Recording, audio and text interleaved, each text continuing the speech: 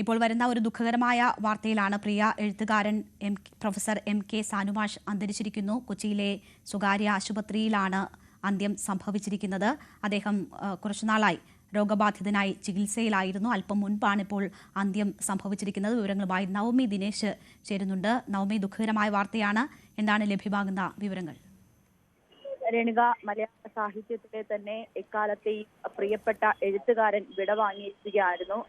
വിടവാങ്ങിയിരിക്കുകയാണ്. കൊച്ചിയിലെ അമൃത ആശുപത്രിയിൽ കുറച്ചു ദിവസങ്ങളായി അദ്ദേഹം ചികിത്സയിലായിരുന്നു. അതിനിടയിലാണ് ന്യൂമോണിയ ബാധിച്ച് ഇപ്പോൾ അല്പസമയം മുമ്പ് അദ്ദേഹത്തിന്റെ മരണം ആശുപത്രിയിൽ നിന്നും സ്ഥിരീകരിക്കുന്നത്.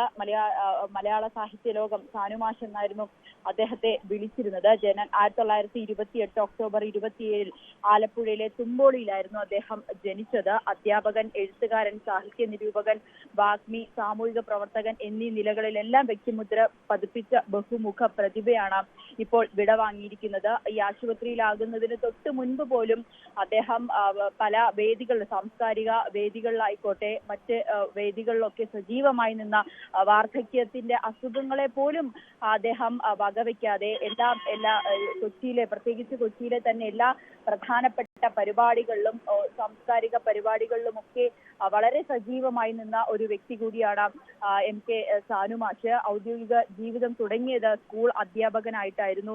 ശ്രീനാരായണ കോളേജിലും മഹാരാജാസിലും ഒക്കെ അധ്യാപകനായി അദ്ദേഹം ജോലി ചെയ്തിരുന്നു. 1958 പ്രസിദ്ധീകരിച്ച 5 ശാസ്ത്രനായകന്മാരാണ് അദ്ദേഹത്തിന്റെ ആദ്യ പുസ്തകം. പിന്നീട് 1960 വിമർശന കൃതി കാറ്റും വെളിച്ചവും എന്ന പുസ്തകം അദ്ദേഹം എഴുതുന്ന സാഹചര്യമുണ്ടായി. 1983 അധ്യാപനത്തിൽ നിന്നും വിരമിച്ചത്. പിന്നീട് 1986 പുരോഗമന സാഹിത്യ സംഘത്തിന്റെ പ്രസിഡന്റായും അദ്ദേഹം പ്രവർത്തിച്ചു. 1987 എറണാകുളം നിയമസഭാ മണ്ഡലത്തിൽ നിന്നും ഇടത് സ്വതന്ത്ര സ്ഥാനാർത്ഥിയായി മത്സരിക്കുകയും ചെയ്തു. ML ജേക്കബിനെ 7182 വോട്ടിന് തോൽപ്പിച്ചാണ് അദ്ദേഹം നിയമസഭാ അംഗമായി മാറിയത്.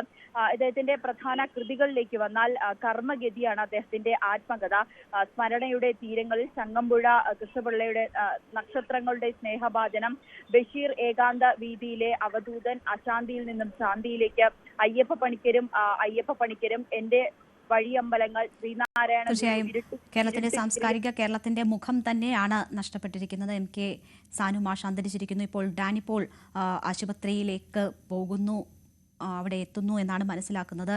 ഡാനി, ഈ വിവരം അറിഞ്ഞ് ആരൊക്കെയാണ് ആശുപത്രിയിലേക്ക് എത്തുന്നത്? മൃതദേഹം ഇപ്പോൾ എവിടെ സൂക്ഷിച്ചിരിക്കുന്നു?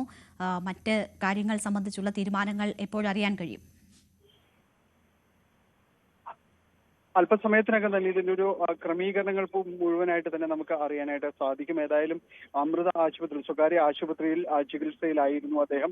കഴിഞ്ഞ കുറെ ദിവസങ്ങളായിട്ട് ആരോഗ്യനില മോശമായിട്ട് തുടരുകയായിരുന്നു. ഇന്ന് 5:35 മരണം സ്ഥിരീകരിക്കുന്നത്. അദ്ദേഹം വീട്ടിൽ തെന്നി വീണതിനെ തുടർന്നാണ്, അദ്ദേഹത്തിന് 96 വയസ്സ്, തെന്നി വീണതിനെ തുടർന്നാണ് ആശുപത്രിയിലേക്ക് മാറ്റുന്നത്. തുടർന്ന് ആരോഗ്യനില മോശമായിരുന്നു. പ്രായാധിക്യം കൊണ്ടുള്ള മറ്റ് അസുഖങ്ങളും കാര്യങ്ങളും തന്നെ ഉണ്ടായിരുന്നു. ഇന്ന് 5:30 മരണം സ്ഥിരീകരിക്കുന്നു. മറ്റ് ക്രമീകരണങ്ങൾ എല്ലാം തന്നെ ആയി വരുന്നതേ ഉള്ളൂ. ഏതായാലും നമുക്ക് എല്ലാവർക്കും അറിയാവുന്ന ഒരു കാര്യമാണ്, തലമുറകളുടെ ഗുരുനാഥൻ എന്ന് വിശേഷിപ്പിക്കാവുന്ന ഒരാളാണ് പ്രൊഫസർ MK സാനു എന്ന് പറയുന്നത്. കാരണം ദീർഘകാലം അധ്യാപന ജീവിതത്തിൽ അദ്ദേഹത്തിന്റെ ഒരു സ്വത്ത് എന്ന് പറയാവുന്നത് അളവറ്റ ശിക്ഷ സമ്പത്ത് തന്നെയാണ്. വിവിധ മേഖലകളിൽ, ഒട്ടനവധി മേഖലകളിലായി വ്യാപരിച്ചിരിക്കുന്ന, വ്യക്തിമുദ്ര പതിപ്പിച്ച ഒട്ടനവധി ശിക്ഷ സമ്പത്ത് തന്നെയാണ് അദ്ദേഹത്തിന്റെ ഈ വലിയ സമ്പാദ്യം എന്ന് പറയാവുന്നത്. ഈ കാലം അത്രയും കൊച്ചിയുടെ ഒരു മുഖം, സാംസ്കാരിക മുഖം തന്നെയായിരുന്നു കൊച്ചിയുടേതെന്ന് മാത്രമേ അദ്ദേഹത്തിനെ വിശേഷിപ്പിക്കാൻ കഴിയുകയില്ല. സാംസ്കാരിക കേരളത്തിന്റെ ഒരു മുഖം തന്നെയായിരുന്നു. പ്രായാധിക്യമുണ്ടെങ്കിലും അവശതകളുണ്ടെങ്കിലും ഒരിക്കൽ പോലും അതിൽ നിന്ന് താൻ പ്രതികരിക്കേണ്ടിടത്ത് കൃത്യമായ നിലപാടുകളോടുകൂടി തന്നെ അടയാളപ്പെടുത്തേണ്ടിടത്ത്, തന്റെ വാക്കുകൾ പറയേണ്ടിടത്ത്, പതിയേണ്ടിടത്ത് അദ്ദേഹം കൃത്യമായി സംസാരിക്കുന്ന, കൃത്യമായ അഭിപ്രായങ്ങൾ പറയുന്ന ഒരാൾ തന്നെയായിരുന്നു പ്രൊഫസർ MK സാനു എന്ന് പറയുന്നത്. ദീർഘകാലം മഹാരാജാസ് കോളേജിൽ അധ്യാപകൻ കൂടിയായിരുന്നു. ആ കാലം അത്രയും വലിയ രീതിയിലേക്ക് അദ്ദേഹം ഈ വാഗ്മി എന്ന രീതിയിൽ, എഴുത്തുകാരൻ എന്ന രീതിയിലെല്ലാം തന്നെ ശ്രദ്ധ നേടിയിരുന്നു. എഴുത്തുകാരൻ എന്ന രീതിയിൽ നക്ഷത്രങ്ങളുടെ സ്നേഹഭാജനം, ചങ്ങമ്പുഴ കൃതികളോടുള്ള അദ്ദേഹത്തിന്റെ ഒരു തരത്തിൽ പറഞ്ഞാൽ ഒരു വലിയ അഭിനിവേശം എന്നെല്ലാം തന്നെ പറയാവുന്ന രീതിയിൽ പലപ്പോഴും അദ്ദേഹം പറഞ്ഞിട്ടുള്ളത് പോലെ അതിലത്രയും അത്